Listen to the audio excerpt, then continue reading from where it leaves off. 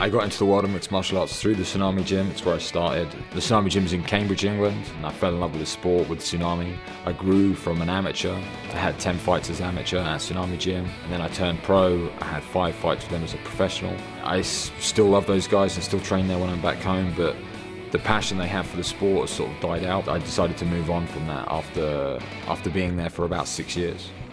You know, I got the opportunity through The Ultimate Fighter. Obviously, I was on Chael Sonnen's team, and following the show, after the show finished, he was also fighting John Jones, and because of my build, my length, he asked me to come out and train with him in Oregon. Flew out there for about 4 months and trained side by side with Chael every day. Probably still one of the best experiences I've had from the sport, having that training camp, because it was literally me, Chael, and a couple of guys in the gym, and I learned a lot about the sport, the UFC, and you know what it takes to be at the highest level. I started training at Alliance quite recently. I started training last year. I think it was around July last year, and I actually turned and looked at another European fighter, Alexander Gustafsson. I've known Alex 6 or 7 years because he has ties with the Tsunami Gym. So how he did so well in his career, and I looked at where he trained and what he did, and he trained at Alliance. I visited the gym, and then I did my first camp with them for my last fight. So training out there is a completely different level. I get to train with really high level coaches and partners every single day, and they push me to the limit, so it's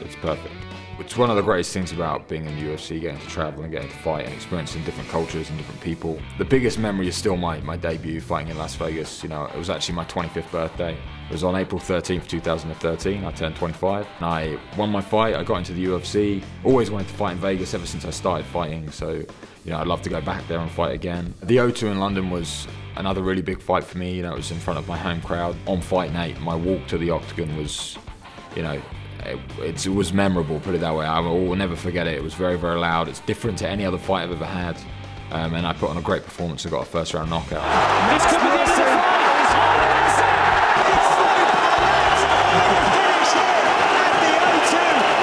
Now fighting in the Philippines, Mark is the guy who's going to get that response. You know, he's the guy that everyone wants to see. They're all going to be cheering for him. Definitely going to get some boos and definitely going to get some negativity from the crowd. I'm used to fighting, being the bad guy and fighting in the hometown, so I have no problems with it here with Mark Munoz.